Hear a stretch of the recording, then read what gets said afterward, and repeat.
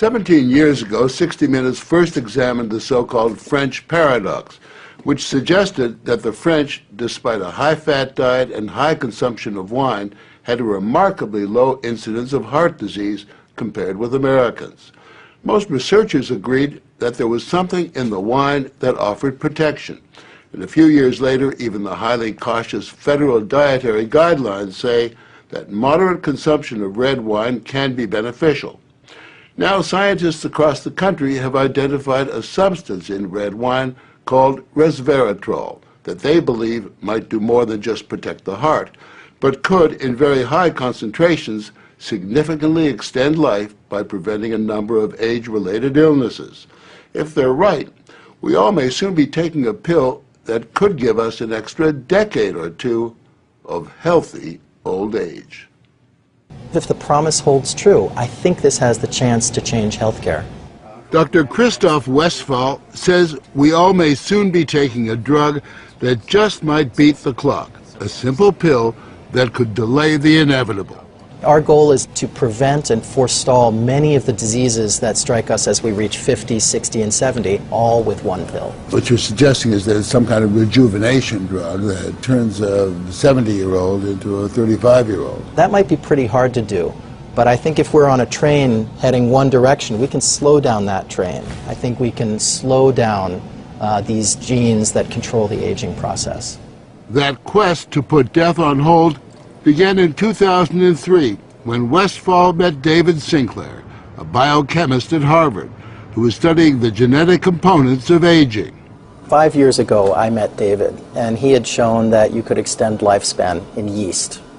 That's pretty exciting. Now, if you happen to be a yeast, it's very exciting. Yeasts are one thing, human beings are more complicated. So Sinclair focused on a gene present in almost all life forms, the sirtuin gene. It's normally inactive, but when it is active, Sinclair believes it triggers a survival mechanism that extends life. Convinced that something in nature could activate that gene, Sinclair randomly tested thousands of compounds. And bingo, he got a hit, Resveratrol. When I Googled this Resveratrol, I was shocked to find that red wine was the top hit. Red wine is brimming with Resveratrol. It's found in high concentration in the skin of the grape and seems to play a role in protecting it from invading bacteria and fungi. Were you aware of the research into red wine that it offered certain health benefits? Oh, sure. I mean, that's why I almost fell off my chair when the link was made, and I thought that this was a potential explanation for the benefits of red wine. Convinced they were on the verge of a major scientific breakthrough, Sinclair and Westphal launched Citrus, a Cambridge, Massachusetts research company. They, along with a handful of other cutting-edge biotech companies, are developing resveratrol-based drugs that they believe zero in on the longevity gene. The important news here is not that we found something in red wine. The important thing is that we passed a milestone where we can now make drugs based on this knowledge and potentially slow down aging itself. Everyone from plastic surgeons to your friendly snake oil salesman have been promising a ticket to eternal youth for some time. So the prospect of a prescription pill based on red wine that could trigger a longevity gene sounds too good to be true. And yet, scientists have actually known for years of one surefire way of doing that. Stay hungry. Eating a lot of food turns that off. Dieting, extreme dieting, turns it on. These rhesus monkeys are on a major diet. For nearly 2 decades now, they've been taking in a good 30% fewer calories than their well-fed brothers and sisters. It's feeding time, I get it. Feeding time. They're the centerpiece of a National Institutes of Health study at the University of Wisconsin on whether or not CR, calorie restriction, makes them healthier and extends their lives. To maintain their sterile environment, we had to suit up to visit them with Ricky Coleman, the project leader. These are 2 of our control animals here. They are nearing the end of a typical monkey lifespan, about 27 years, and major differences in their overall health are becoming clear.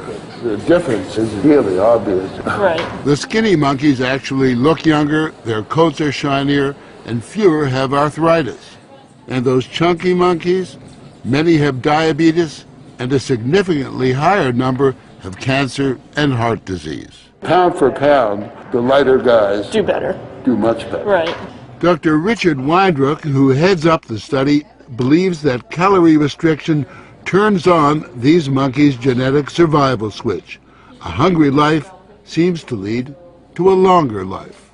There is an emerging survival advantage for the monkeys on caloric restriction, and 50% of the normally fed animals have died, and maybe 25% of those on caloric restriction. That's a pretty remarkable number. Surely those are strong indications that a restricted calorie intake among humans would be extremely beneficial. It appears to support that idea. But our record as humans in staying on diets is pretty miserable. And worsening.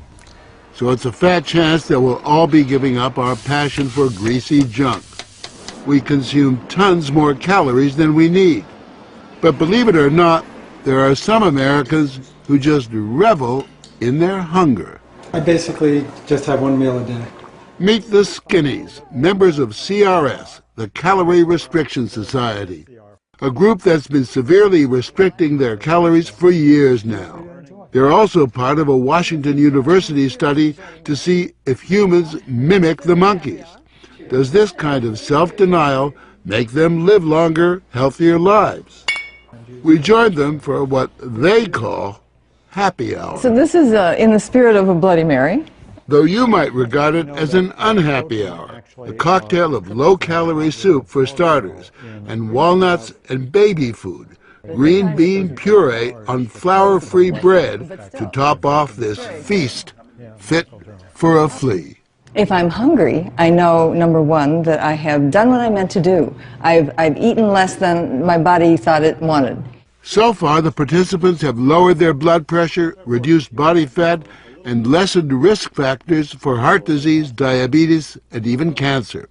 And what's more, to one husband anyway, starvation has its sexy side. To be honest, if you saw her without any clothes, you'd see, she looked pretty darn good, like a woman of many, many years younger. Their emissaries travel the world, spreading the faith and the word. Hunger turns on the survival gene. I would like to live to be 100. The Skinnies may not die young, but given their diet, they just might die of boredom.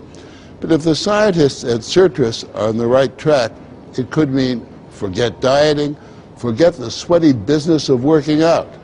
Just pop a pill and you are in guilt-free couch potato paradise. We have a pill that can mimic many of the effects of calorie restriction or exercise. So one could be very healthy and obese at the same time. Our goal is healthy individuals, ideally via lifestyle, and if that doesn't work, we believe that we'll have a pill that can mimic that. A pill that in effect diets for you. A pill that turns on the survival gene. And what we're trying to do with our drugs here is to put the body in a defensive state, to ring the alarm bells and get the body to defend itself, instead of dieting to set the alarm off, pop a pill. The pill is a highly concentrated form of Resveratrol, a virtual vineyard of healthy living. How much red wine would you have to drink to get the kind of Resveratrol that you're using? The sad news is that you'd need to drink about 1,000 bottles a day of red wine, which I don't recommend. The pill itself may not extend lifespan, but could prevent the diseases of aging, Alzheimer's, diabetes, heart disease, even cancer. What we're talking about is activating the body's natural genetic defenses against diseases, and that's very powerful if we can harness that. Resveratrol has been tested on mice, and the results have been encouraging. In this test video provided by Certris, both of the mice have been fed a high-fat diet for 12 weeks. But when placed on a treadmill, the mouse on the right ran twice as far. He was taking high concentrations of Resveratrol. You have fat mice, and you have fat mice with Resveratrol, and the ones that are on Resveratrol, they can run twice as far, and they live longer, about 20% longer.